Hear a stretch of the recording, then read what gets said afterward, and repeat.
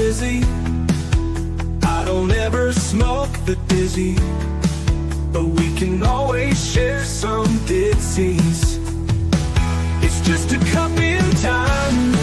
This song doesn't have to rhyme. Life's all of us, not every moment we can be feeling fine.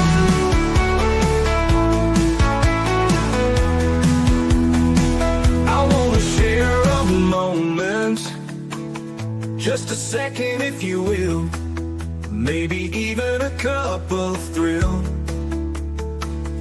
We could share this performance. It's tea time, come sit with me. Well, welcome, guys. That's right. Miss Liz is in the house, and I have an incredible guest in the back. I have Dr. David Schein in the background, and we just talked just before we went live, and it's the third time he's with me. So he was with me for, this is his second tea time, but he was also with the reunion show. As many of you know, Miss Liz did the farewell show, but Miss Liz is back, and I am in my seat, and I am serving tea again. So I really want to thank all of my returning guests, including David today, for coming and sitting and having tea with me today. But as you all can see, Miss Liz has changed the letter A to E, but we still have tea in Germany. So if you Google that and you check that out, you'll see that I'm still serving tea. So Miss Liz just switches it up and keeps you on your toes. So before we get started, we're going to get you over to Miss Liz's Spotify channel and the YouTube channel. Give that a quick follow and subscribe, and you can watch all of these tea times, including David's first tea time. And we're going to switch it up today. We're going to bring some different topics to the table so that we can get some different content out there for all of you guys out there. So Miss Liz has done her homework, and I have some good surprises. Also, I would like all of my listeners out there to know that today David is joining me on his birthday. So I want to wish David a happy birthday for that.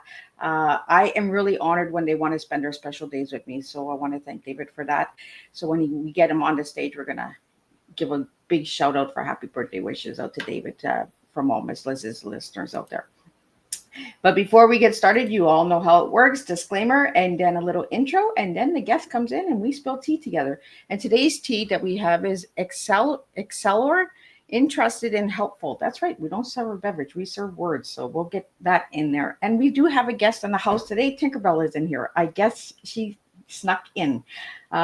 So disclaimer for Miss Liz's Tea Time live show. Miss Liz Tea Time is a global platform dedicated to sharing real-life stories, diverse perspectives, and meaningful conversations that inspire awareness, healing, and connection. Miss Liz is going live using StreamYard. Before leaving a comment during the live broadcast, please grant StreamYard permission to display your name at StreamYard.com. Please be advised that all content brought forward during any Tea Time show is presented in good faith. However, discussions may include opinions, beliefs, and perspectives that do not necessarily represent the views of Miss Liz or Tea Time platform. Information shared by guests is based on their own experiences and is perceived to be accurate at the given time of airing. All guest viewers and participants are responsible for using their own judgment when considering any action or decisions that may relate to the discussions. Some episodes may cover sensitive topics, including, but not limited to, trauma, abuse, grief, mental health, and other emotional triggering subjects. Listeners and viewers' discretion is strongly advised. Tea Time with Miss Liz is an open discussion forum designed to offer insight, inspire awareness, and create connection. It is not a substitute for professional, medical, legal, or therapeutical advice. If you require professional support, please seek assistance from qualified professionals or trusted resources in your area. If you have any questions regarding this disclaimer or any content of the discussion, you are welcome to contact me at my email, bookingmissliz@gmail.com, or my linktree at Miss Liz's Tea Time. By choosing to participate and comment on or view these shows, you acknowledge and accept this disclaimer. Your participation is entirely voluntary.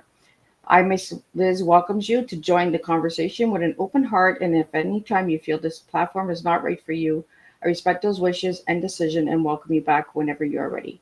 Tea Time with Miss Liz is a serving truth and awareness one cup at a time. Now let me give you a little bit on David for all the viewers out there that are wondering who is sitting in the background.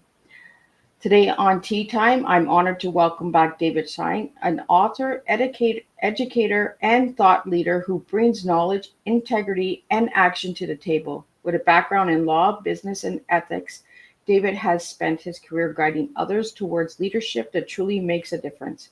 This afternoon, he joins us to share his perspectives on resilience, courage, and what it means to step up in times of change.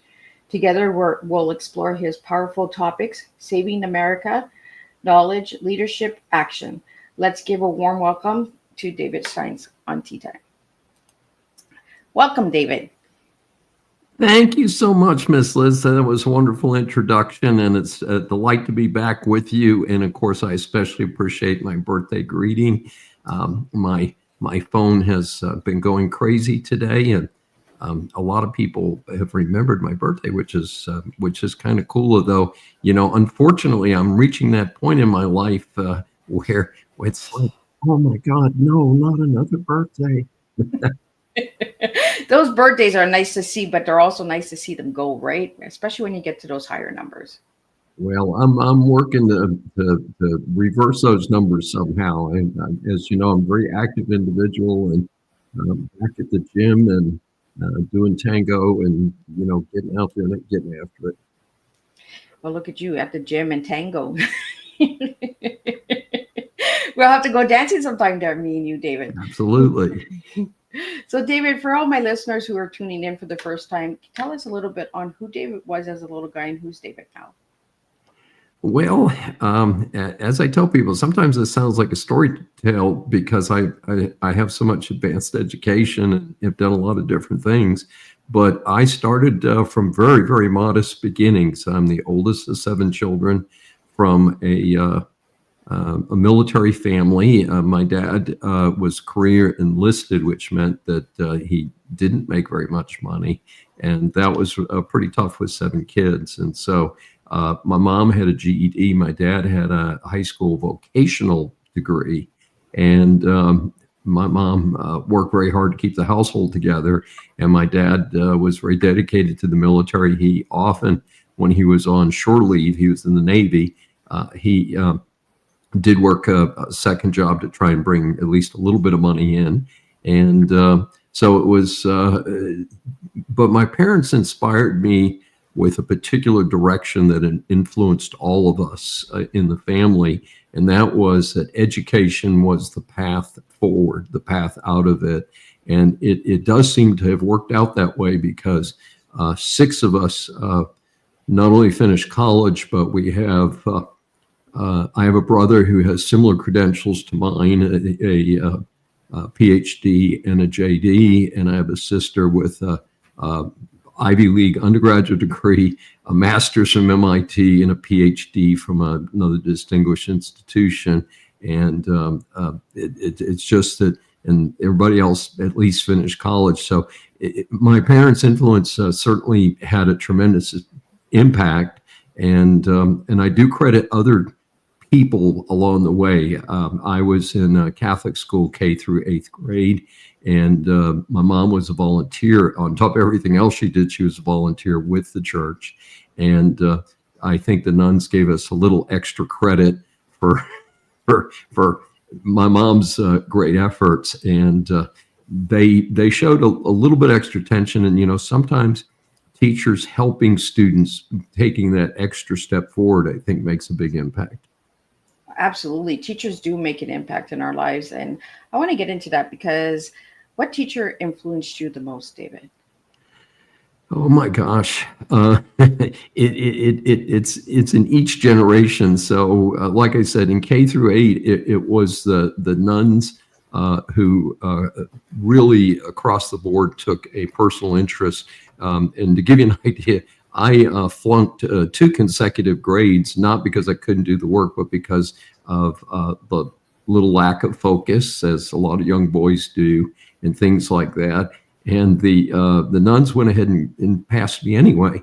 And I think that's very important in that early stage because their confidence that I was there, that I knew the stuff and I was on top of things, and just a little bored and a little unfocused, made a big difference because by the time I got to about 7th grade, the lights came on, the focus came on. And then by the time I got to senior high school, I was I came in number 2 out of 2,700 students. What can I say?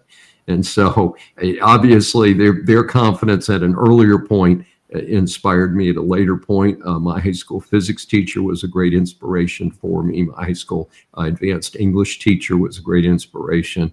And college was a little bit different. I have 2 books out on political management, but my current book is a book about my college experience. And it's kind of an oxymoron. It's called A Cheap Education. It's not out yet. I'm way behind, but it's a play on words because I attended the University of Pennsylvania, an Ivy League school. I went there because it was an Ivy League school, and I'd won a full scholarship, and it was not a good fit for me. It was already in the process of people feel I've been criticized for using the term woke because some of my liberal friends feel that woke is an unfair, undefined definition. But what else can I say? UPenn, who of course has been in the news a great deal over the last several years, has got some mega problems. And it was a bad fit for me, especially this was during the Vietnam War. And here you've got these students out there, protesting the Vietnam War and being very anti-military. And here I am, the son of a career enlisted military officer. My dad was a chief yeoman. And I felt very uncomfortable. Also, quite different spin on things. And I tell people about the book to get people interested. I tell them the book was written during the times of sex, drugs, and rock and roll. And there was a lot of drugs on the Penn campus at the time I went there. And I am a lifetime anti-drug person. I am, I've had several surgeries, including one 7 weeks ago today. And I only took 3 days of prescription drugs. And I mean, that's how hardcore I am. It's like, yeah, I'm the same way. I'm like, get me off of this stuff as soon as I can. I don't want to get addicted to it. Absolutely. And I think that we need to do that more across our society, because I think, the slightly different topic, of course, is the incredible level of fentanyl and fentanyl deaths in the United States, but it takes 2 to tango. The Mexican cartels working with the Chinese suppliers are getting the stuff in here, but the American people are still buying it. If we'd stop buying it, we'd fix the problem from the other end. But of course we've just been through the OxyContin scandal. And so I do have a lot of concern about that we need to focus on our health. And I know that you personally are concerned about your health and about doing the best that you can. And I think all of us who are responsible people, we need to bring our kids up thinking about health. Let's put the computer and the iPad and everything down, and let's get out there and be active. And I'm hoping that we're going to swing back in that direction. Absolutely. David, I did some homework on you, and you have a fundraiser going for your birthday today. Do you want to share a little bit about that? Because that really surprised me, because I'm dealing with diabetes and you're doing a fundraising for diabetes. So it kind of was like, oh, let's get into this. Well, I want to tell people how that happened, because it isn't anything that I initiated. Apparently on Facebook, if they see your birthday coming up and you're registered on Facebook, they say to you, oh, well, do you want to run a GoFundMe? And if you do, who do you want? And unfortunately, we do have among my mother's 20 or so grandchildren. If you have 7 children, you can have a pretty good number of grandchildren. We do have one of my sister's children, the youngest of her 5 children, it has type 1 diabetes. And so the family has focused on that. And so it was an easy choice when Facebook said, well, who would you register? And the Juvenile Diabetes Research Fund is very important.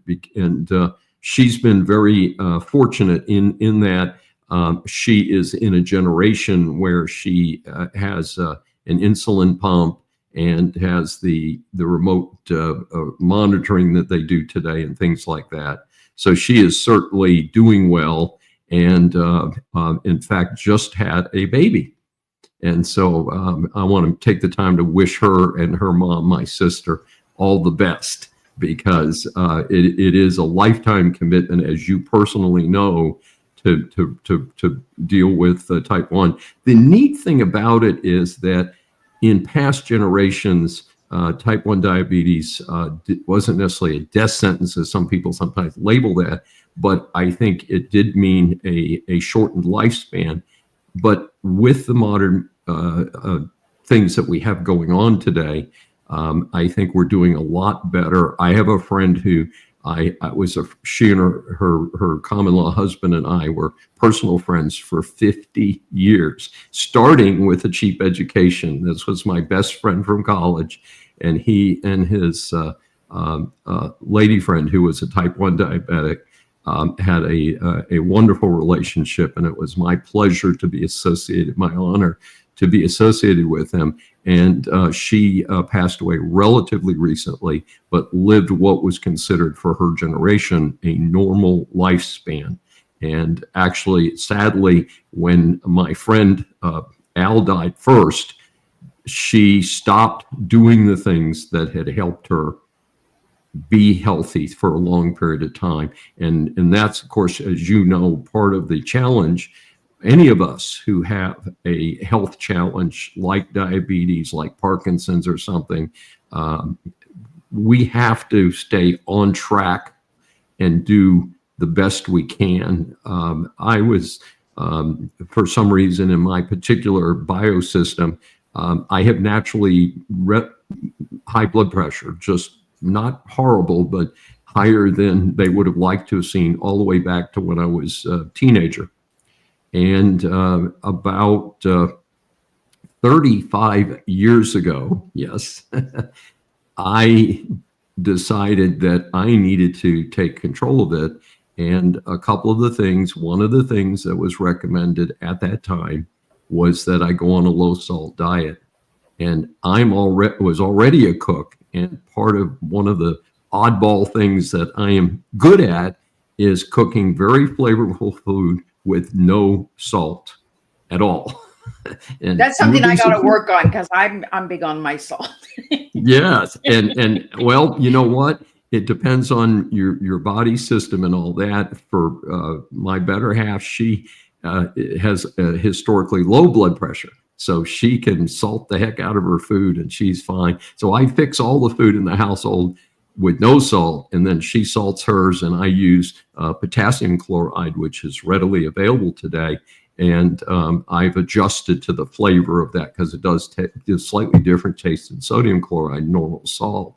But the idea is that I was very committed to that, and I still am. I have a kitchen that is uniquely seasonings and things that are, I tend to buy the original seasoning, not a mixture. So like I make my own curry powder. If I'm making an Indian chicken dish, I actually use a curry powder that I made myself with the natural ingredients, but without the sodium. Because if you buy a lot of this stuff in the store, like taco seasoning or curry powder, it tends to have salt actually as its number one ingredient, not just added on for flavor. So I do tend to, kind of push that. And I do also focus on low saturated fat as a way of doing a natural cholesterol reduction. But I went for 30 years without taking BP medicine, and now I take a very small quantity. Interesting reason, because even though I am healthy enough that I normally test my own blood pressure and it comes in okay, when I go to the doctor, a lot of times it's a little high. They call that white coat syndrome. Oh. But I'll tell you what my PCP said: I don't care. If it's ever high, I'm worried. So they have me on a very tiny dose of a very cheap generic medicine just to make sure that it behaves itself. And I'm very good about that. And, a lot of us I'm a big vitamin person, is one of the things that you'll see people that'll have a big bottle of vitamins on the table and a couple other supplements. And they'll be like, every fourth day they might take them, or take some of them, but not all of them. And one of the things I do recommend to people is if you're on a particular regimen, be it low salt, low sugar, whatever it is, you need to do it every day. If vitamins taken randomly don't help, if you take hopefully if the vitamins are helping you, you need to take a vitamin at least 6 out of 7 days. And yet I think those are the kind of things when we were talking a minute ago about developing a healthier society. Those are the type of things. And responding to diabetes, I had an uncle married to one of my dad's sisters who was a very careless diabetic. And he sadly, again, this is a prior generation, had both legs amputated before he passed away. But that didn't have to happen even in that generation. Yeah. Well, David, I want to put it in because, advocating for our health is a form of leadership as well, right? That we don't talk about, be the leader of our own lives, change the way we think. But it also goes into politics as well, right? Because politics, how we lead, how we serve, how we take care of our communities and countries and that as well, right? So that goes back into the books that you've written, because you've written 2 books and you just shared that you've got a new book coming out. That I always love when my guests share the new stuff coming out because I get first dibs, guys. Absolutely. But David, you wrote Bad Deals for America and The Decline of America. I'm going to pull those books up so you can share a little bit on them. Which one did you write first? I wrote Decline of America, 100 Years of Leadership Failures, was released in 2018. And this was a big exploration for me. People ask me, how I came about it. And America basically began the American empire following World War I. We became the dominant world power. I think American exceptionalism goes back prior to the Revolutionary War, but we weren't recognized around the world. And I think the launching pad was Teddy Roosevelt, one of my favorite presidents, but he's not in the book because he may have laid the groundwork, but he was not part of the American empire. So we started with Woodrow Wilson.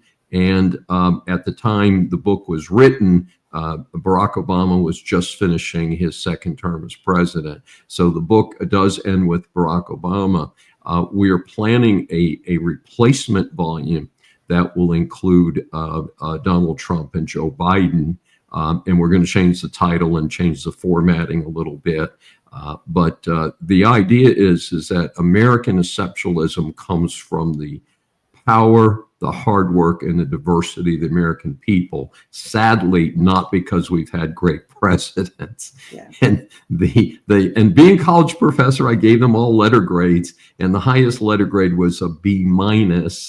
And the only F grade, in fairness, was Richard Nixon. But the B- was for Harry Truman. And it was designed to be a nonpartisan book. Although if you think about it, the only F grade was Republican. The highest grade was a Democrat. Many Democrats feel that it's a very political book because of the grades that I gave the more recent presidents, both Republican and Democrat. But the idea is to encourage people to think about who they're voting for, how we got to where we are. But some of the criticism I have includes the fact that we've fought several wars and we've killed tens of thousands of our wonderful Americans and other people, and we've accomplished very little other than probably Desert Storm is about the only war that we fought since World War II that we can really say we went in there, we did the job, and we went home. That's, to me, that's what we should be doing. And I note that we have hardly anybody in politics today who actually served in the military. And maybe if they did, they might be a little bit more respectful of our wonderful, and I'm going to just use the term boys and girls who are out there fighting, because it's not people my age who are out there in the trenches. And we've wasted a great deal of them and a great deal of American assets. So I'm hoping that we're going to be more careful going forward. And part of that is electing better leaders. So, David, when you wrote that book, The Decline of America, with the leaders, what president surprised you the most with your research? Oh gosh. Well, one of the things that people don't anticipate is the president who didn't get the lowest grade, but who I am most critical is Franklin Roosevelt. Franklin Roosevelt, in my opinion, did the most damage to the country. And people say, well, why didn't you give him an F grade or D minus? And it's because he did help America get through the Great Depression. He did help America get through World War II, but he made some grievous errors that have haunted us ever since. One is the bloated bureaucracy that America suffers from today. And in fact, that's, as you know, the Doge and Elon Musk and, you know, a lot of this stuff is the hangover that we're suffering, you know, generations and generations later. But the other one is that as World War II ended, the two great leaders of the world, which were Winston Churchill and Franklin Roosevelt, allowed Stalin on the podium with them. And if you see I'm drawing a blank on the name of the meeting, the Minsk meeting or whatever it was called, at the end of World War II, is the three of them hung out. And what it did is it took a brutal murderer. I mean, let's not mince words. Stalin is, in history, one of the worst murderers of all time, and may have murdered on purpose more people than Hitler did. And that's something that we tend to step over because Roosevelt said, oh, welcome to the podium. You're on our side. But so those are the two critical mistakes that I think were made that have cursed us ever since, because, you know, Putin wouldn't be who he is if we hadn't allowed Stalin to, you know, join the world stage and not been the recognized. I mean, you know, we're at the same time we're out, you know, trying to exterminate Al Capone and the gangsters in Chicago, and Stalin was worse than any gangster that we've ever had in the United States, easily. So that was, you know, part of my concern. Harry Truman got the B plus because despite losing the Korean War, which is essentially what happened, you fight to a draw, you lost. And we lost over 50,000 Americans in the Korean War. And now we've got a nuclear power in North Korea with the little dictator over there. And that was a clear failure by Harry Truman. But other than that, Truman did a handful of positive things. But it was more about his attitude, is that he was a straight talker and he wasn't a real politician. And I think a lot of the people we've elected to the White House have been politicians and not great leaders. And so that's a bit of my concern. So David, I want to talk to you about sweeping the history under the rug, because there's so much history that people do not know about until we have these conversations like we're having today, right? My viewers and listeners out there may be wondering what this story is that you're sharing about the biggest murder, bigger than Hitler, you know, Hitler's on the top of the list, but let's talk about the people we're sweeping under the carpet and get those stories out there so listeners can know about them as well. I am concerned not just for that, but around the world. Is that a very different example? I was Karen and I went to Africa several years ago, and we went to 4 countries. We ended in South Africa. And we went to 3 major cities, and we also went to a safari park in the country of South Africa, which is a huge country. And one of the things that I learned in Johannesburg and Cape Town was the level of devastation that the Dutch English rulers committed to the predominantly Black population. And some of the things that I don't think we focused enough on the United States is the fact that apartheid was put in 1948. Now, if you think about it, in 1946, Harry Truman desegregated the military. That's right. In the United States, we fought World War II with a segregated military. That's unthinkable to me, but I credit Harry Truman with recognizing that. And that was one of the first things he did when he replaced Franklin Roosevelt, of course, died in office. But turning to South Africa, I don't think we Americans really were given the story of how horrible it was there, and the deprivation of normal necessities, the deprivation of human rights that took place in South Africa during this modern time period. That's why I emphasize 1948. I mean, this wasn't, 1780 or 1790. This was in the modern era, in my opinion, post-World War II. And specifically, there is a special museum in Johannesburg that's dedicated to the 700 school children who were ruthlessly murdered by the South African government for protesting the actions of the government. They just gunned all these little kids down, the high school kids and youngsters. And I didn't know that until I physically went to the square, and they have a museum now that is specifically dedicated to this horrendous situation that took place. They didn't all get killed at one time, but apparently there were a series of protests, and the military, in a desperate attempt to maintain control, killed these protesters. Not like in the United States, where we may use tear gas or round them up, and usually we arrest them and release them. But I mean, we're talking, killing people, and just as if they were nothing. So, and Stalin is a parallel story. Of course, we now have, in my opinion, simply another. And pardon the expression, I want to be clear about this. I grew up during the Cold War. We never used the term communist. We always used the term dirty commie. Forever. That was the way we grew up during the Cold War, because it was clear those people wanted us dead. Not the Russian people, not the enslaved people of Poland and Czechoslovakia and the other members who were unwillingly forced to be part of the Iron Curtain, East Germany.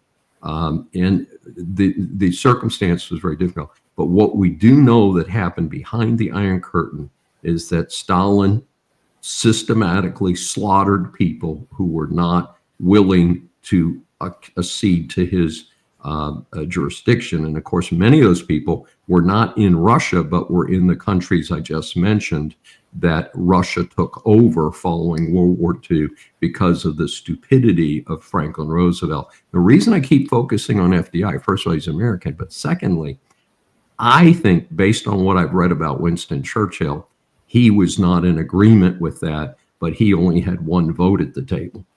Franklin Roosevelt had the other vote, and obviously the U.S. military under Eisenhower and its generals was in charge of the military. So if the decision was made, oh, well, Stalin fought with us right at the end of the war, we ought to give him a seat at the table. The Americans made that decision, that fatal decision, in my opinion. And if you trace the history of communism throughout the world, it is a history of death and destruction. And again, the great leap forward in China under Mao Zedong, the estimated death toll from that is 50 million people.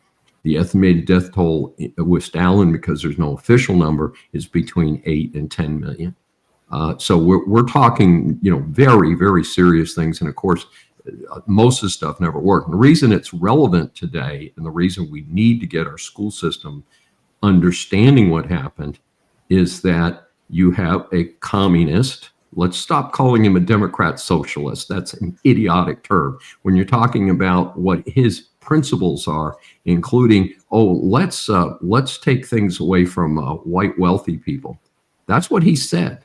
That's exactly how he said it, Mamdani, and running for mayor of New York City.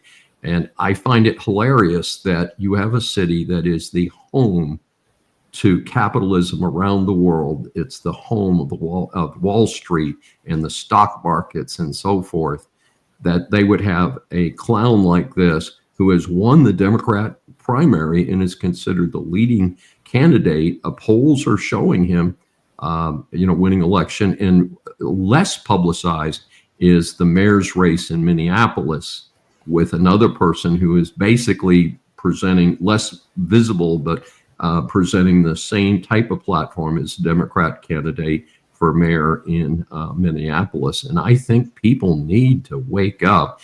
The problem is that we have had a lot of socialist influence across our education system. I don't mean to sound like a conspiracy theorist, but as a college professor, I can tell you, I have taught at about 10 different colleges, and I have seen a lot of what the colleges are doing, including my own school, the University of Pennsylvania undergrad. I have 2 degrees from the University of Virginia.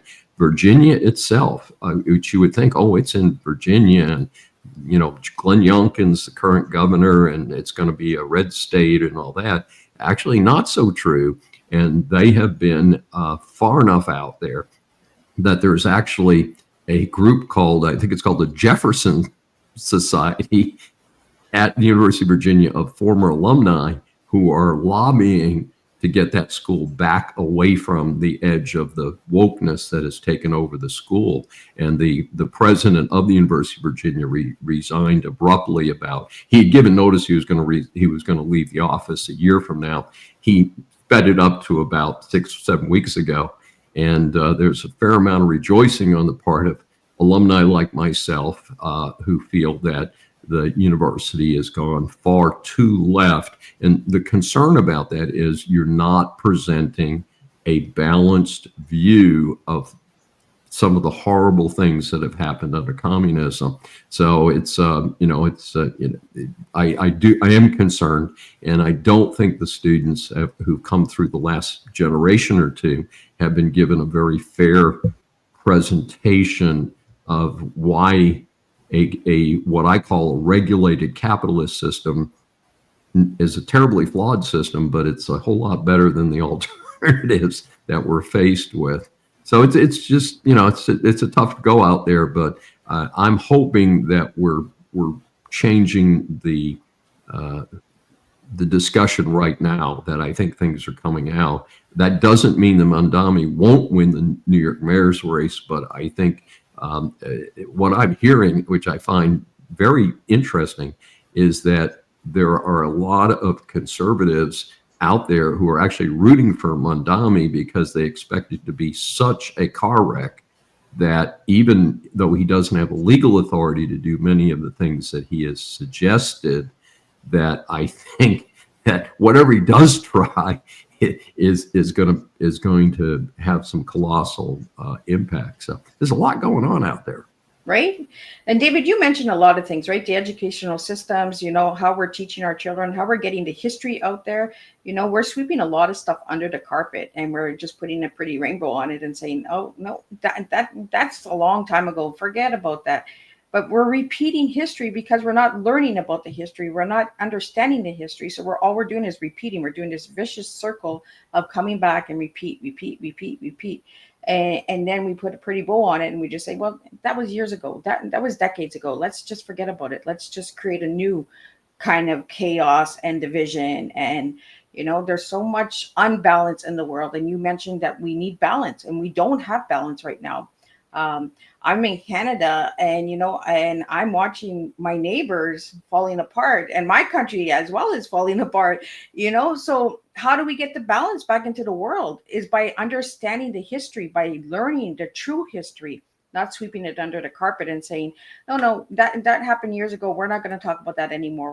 We're just going to sweep it under the carpet. And that's why I love having guests like you on the platform, David, getting the stories out there, getting the truth out there. And, and the truth hurts. We need to hear how it hurt. We killed people, our own people. And we're sweeping it under the carpet and saying, no, let's just forget about that. Let's just carry on with today's circus, right? With the clowns that we have today. And yes, Miss Liz said it. We have clowns running our countries. We have no good leaders because they do not understand the fought for the freedom, the fought for the leadership, because there's no more leadership anymore. It's about who has the most likes and loves out there. Social media, viral, the trends.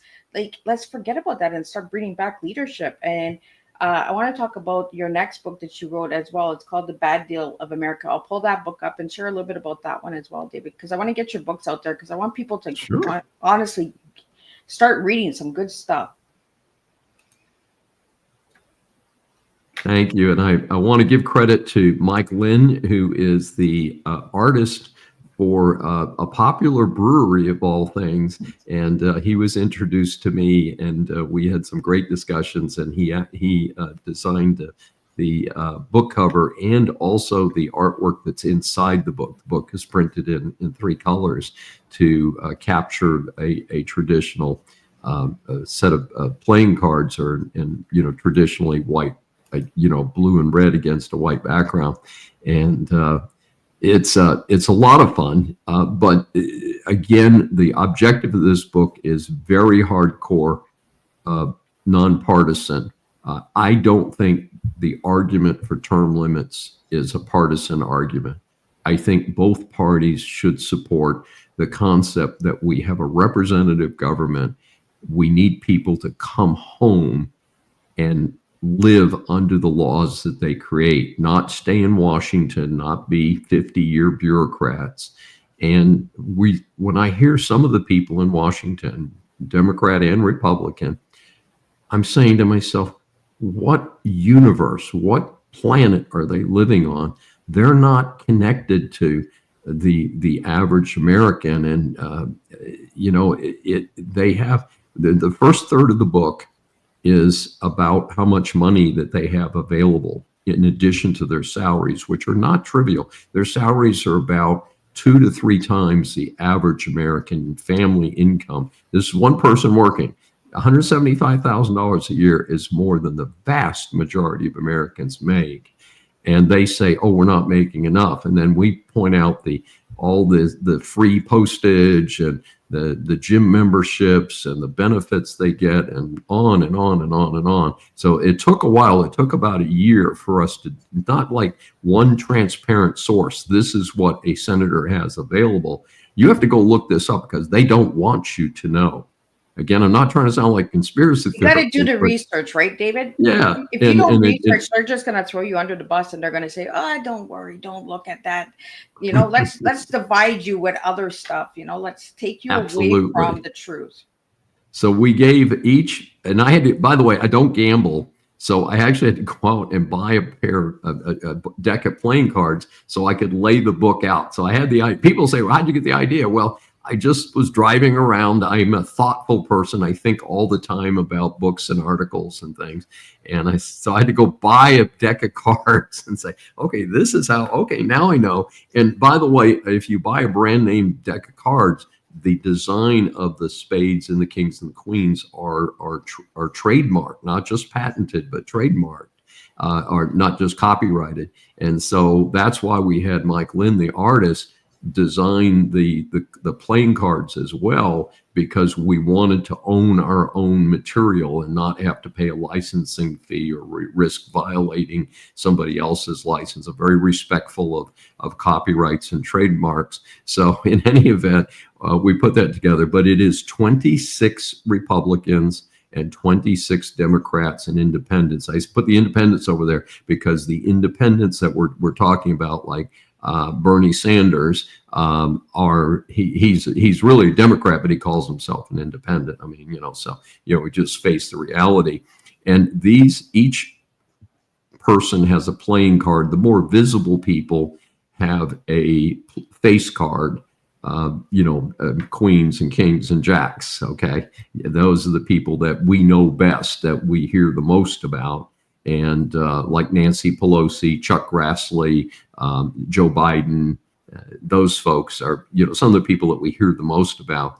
And these are direct quotations, not dressed up. We give you the citation to each and every quotation attributed to each and every one of the 53 politicians, because we do we have a joker. So that's the 53rd card. But the idea was to let people see in their own words how oddball, and we picked things for 2 reasons. They were ridiculous, or they were so funny when you read them. And I want to be fair. We came across a politician out of California. He was a former congressman. He's now deceased, called Bob Dorman. He said some things that were so offensive in today's society that we couldn't put them in the book. Oh, wow. I mean, I didn't want the book to get banned. I mean, but they were like, no, we don't want the book banned. There's no, enough no, books no, no. being banned that shouldn't be banned. Like this book banning thing that's going on. I'm just like, what are Absolutely. we doing? Like, This would have gotten the book banned in a few places. Let me just say that. And again, we researched it, and like this guy said some really things. And I talked to somebody the other day who knew who Bob Dorman was, and he said, "Well, that sounds like Bob Dorman." So, but the thing is that you've got these folks that saying some pretty crazy stuff, and we're not only paying them, we're paying them for many years. And it's like, what were you thinking? One of the arguments, by the way, for the 175,000, and you'll see repeatedly these folks will say, "Oh, well, we're being underpaid, and it's so expensive because we have to live in the expensive city of DC, and then we have to live in our home district." And of course, we get a lot of controversy about that with with Schiff having his personal residence in California and his personal residence in the DC area. But he picked up on that. That was part of the mortgage fraud allegation is, oh, I have to have a house and you can only, under the mortgage rules, you can only have one principal residence. And of course, that's the allegation against Schiff, is that he has two. And that's his rationale. Well, I have to live in Washington and all that. And my argument is, first of all, I want term limits, but also while you're limited term in Washington, I want you to live in your home district. I want you to have a limited number of meetings in Washington, D.C. In fact, my proposal is we take a couple old hotels and turn them into dormitories. And when you absolutely positively have to be there, you check in at the Sam, the Sam Walton Washington Hotel, and you get a $45 a night room. And yeah, $45 night room instead of a $4,500 room. Exactly. But we need people to stay there. And, with WhatsApp and Zoom and all of the other stuff, and WhatsApp, by the way, is an encrypted operation. One reason the hucksters and the bad guys want to use WhatsApp is because it's encrypted. But these folks could certainly have most of their meetings. I had a very special opportunity that supported both of the books that I've written. From 99 to 2001, I was in Washington, D.C. I actually lived in Alexandria, Virginia, and I had special access to Washington, D.C. I could walk in this Rayburn office building pretty much as I wished. I was active with something called the Texas Society, which is a great group in Washington, D.C. And I got a chance to meet lobbyists in the real world, as in got to go to events when lobbyists gave tickets to a congressman who didn't use them. I got to go to the event and meet the lobbyist and see the game plan. And by making these politicians stay home in their home districts, it's going to make it harder for these lobbyists to get to them. Won't insulate them, but they're going to have to come to Texas and come to California and not concentrate them all in one place where the lobbyists can just go door to door to door to get things that may be good for A or B and C, but maybe not so good for the American people. And of course, this is today, as we speak this morning, there was a very, very heated and controversial Senate hearing with RFK Jr. regarding vaccines and the terminations in the CDC and a lot of that stuff going on. We're not going to start on that today, by the way. But that's a whole new tea time. Absolutely. But part of the pitch there was that these people in Washington are in the pockets of big pharma. Now, whether that's true or not, we're not going to debate that today, but I'm just saying the point is it'd be a lot harder if you're being lobbied by big pharma or whoever you're being lobbied by, if you had to go out to 50 states than to have everybody concentrated in DC and all that. Also, they'd have less rationale for wanting more money because the big pitch is, I can't live in 175,000 because I have to live in DC and I have to have a house in my district. And the reality is many of these people no longer have homes in their district for financial reasons.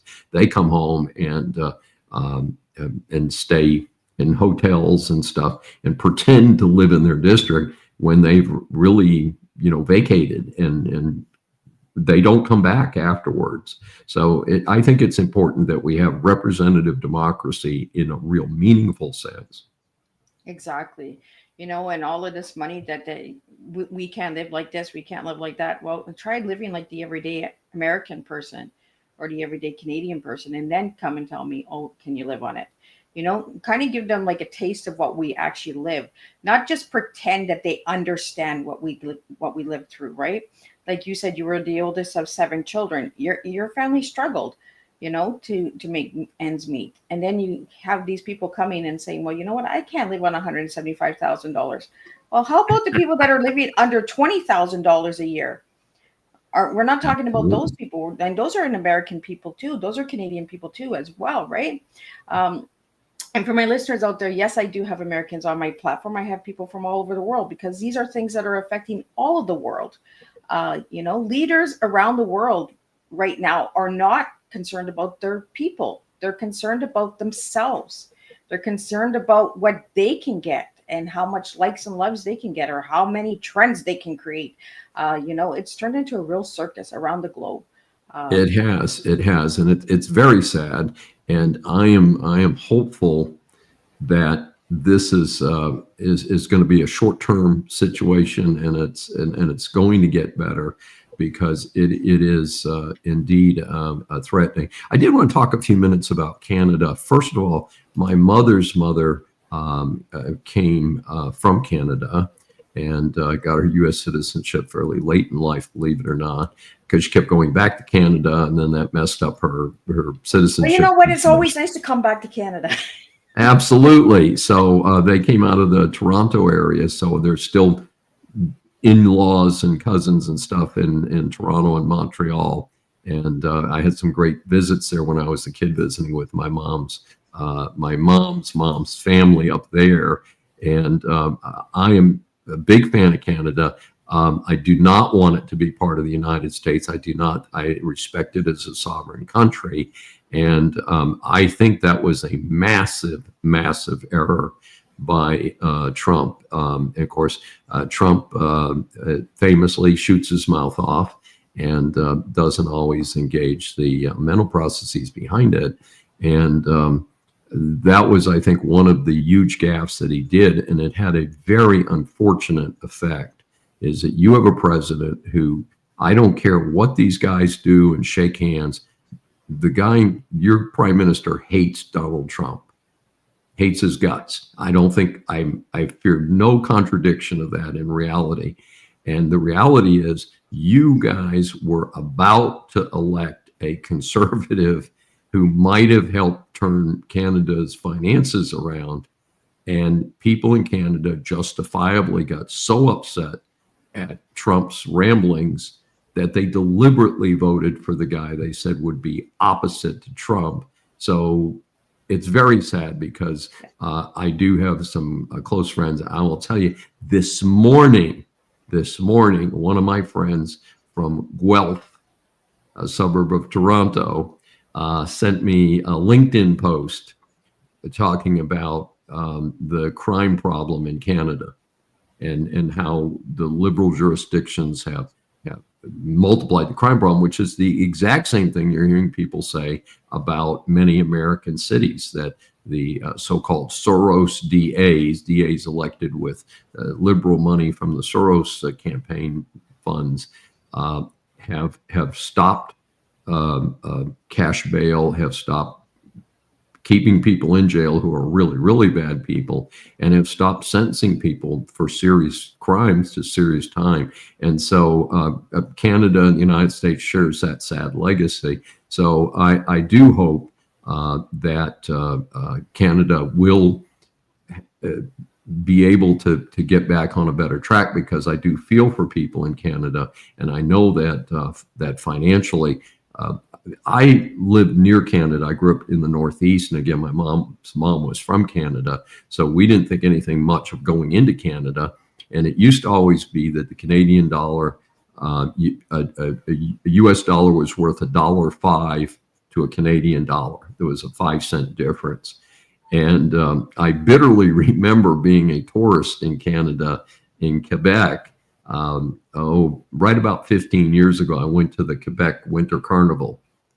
And at the time, the Canadian dollar was worth more than an American dollar. That's a very, very rare situation. And in fact, I remember cab drivers refusing American dollars. They would only take Canadian dollars during that brief time when the Canadian dollar was worth more. But to see the Canadian dollar worth 66 cents to the American dollar, that's a stunning situation. And my recollection, that's been true for over 5 years, maybe longer. I don't know when it happened, but that's a reflection of the strength of the Canadian dollar at a time when the American dollar is weak, which means if the American dollar was strong, it might be an even bigger delta. So I just want to close that out and just say I'm very hopeful that Canada, wonderful, beautiful country that it is, will make some progress on the political front, hopefully parallel to the United States. Well, I hope we become neighbors again, because there's so much division right now with all of this. Well, we're neighbors. I don't know about these cats in the government, but right? Remember we don't know about these leaders, but we want to become neighbors again. We want to be able to, be able to travel and see family, because some family have moved to the States, some have moved to Canada, and now with everything going on, people are scared to travel. Yes. David, we're coming to the end. What is your final words for all of the listeners out there? And tell them where they can get your book and all that good stuff and find you as well. Well, first of all, I encourage all of us to tone down the rhetoric. People may say, well, gee, I just heard what you said. I don't think that's very kind. But I think it's really important that we have respectful discussions and that we tone down the rhetoric. Our society, just speaking for the United States right now, has become a violent society, has become an intolerant society where we do not talk in productive terms about our differences. And remember, our similarities are much greater than our differences, and we seem to have lost track of that. So I do encourage everyone to, think, be thoughtful, make friends with your neighbors of any political persuasion, and engage in productive things. I encourage parents to do what my parents did. Focus on your kids' education. Don't let the school system be the only source. And if your school system is really out of whack, I encourage you to put your kids in a school system that are respectful. Cute, quick story. Relatives in Boston, I've got 3 wonderful little grandchildren there. They're Jewish. They are in a Catholic school right now. They could not afford the Jewish school, elementary school, but public schools in Boston have become so woke and so out of whack that the parents did not feel that the children were getting a responsible education. So they have their little Jewish children over in the Catholic school, where they are very happy with focus on 3 R's and focus on Americanism and discipline. So just a little side story there. So let's focus on, and then third, let's focus on our health. All of us need to focus on our health. Both of my books, Decline of America and Bad Deal for America, are available on Amazon. And you've got displaying my consulting website, which is everything that I do that's not at the university. I just put under one banner, Claremont Management Group. And that is, it's an easy thing because it's just, as the cliche goes, me, myself, and I. And I just said that today on my post for Facebook, me, myself, and I, right?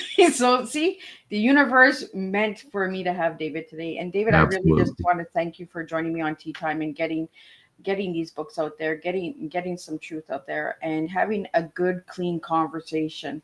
This is what we need to start having, is more conversations like this. And getting education out there, and do the research. Do not feel that you do not have the right to do your research. Do your research, guys. And if something doesn't add up, question it. I always tell my kids this: question it. There's no wrong question out there to be asking. So thank you again, David, for joining me on Tea Time. It was a pleasure. I'm just going to do a closing summary of what Tea Time was today, and then we're going to wrap it up, and we'll be back at 7 p.m. with another returning guest of Randy Lee Boslap, who shall be coming in and talking about mental health and spectrum and all of that good stuff, and her new book as well. So we're going to have a nice, deep conversation again tonight at 7. This afternoon's Tea Time with David Schein has been a thought-provoking reminder of how leadership, when guided by knowledge and integrity, can spark real change. David shared with us not only the challenges we face, but also the opportunities to take action with courage and clarity. His insight leaves us with the encouragement to rise, lead, and serve our communities in meaningful ways. Thank you, David, for returning to Tea Time table and reminding us that the power to shape tomorrow begins with the choices we make today. Thank you guys for joining me on Tea Thank Time. you.